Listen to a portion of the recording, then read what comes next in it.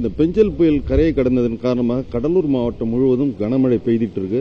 இந்நிலையில் பார்த்தீங்கன்னா நம்ம இப்போ இருக்கக்கூடிய பகுதி திருவந்திபுரம் ஊராட்சிக்கு உட்பட்ட பகுதியில் கேஎன்பேட்டை என்ற பகுதியில் மணிநகர், புதுநகர் உள்ளிட்ட நகர்களில் பார்த்தீங்கன்னா முழங்கால அளவுக்கு இது தண்ணி சூழ்ந்ததுனால அந்த பகுதியில் வீடுகளுக்குள்ளும் மெல்ல மழை நீரானது புகுந்திருக்கு. இதன் காரணமாக அந்த வீடுகளுக்குள்ள இருக்கிற பொதுமக்கள்லாம் தற்சமயம் தங்களது அருகாமையில் உள்ள நிவாரண முகாம்களுக்கு அழைத்து செல்லுமாறு மாவட்ட நிர்வாகத்தும் சொல்லியிருக்காங்க. மாவட்ட நிர்வாகம் விரைந்து நடவடிக்கை எடுக்கும் சொல்லியிருக்காங்க. இந்த பகுதி ஊராட்சின்றதுனால ஊராட்சி மன்ற தலைவர் அந்த மழைநீரை வெளியேற்றுவதற்கான தற்சமயம் அந்த பணியில் அவங்க ஈடுபட போறதா சொல்லியிருக்காங்க.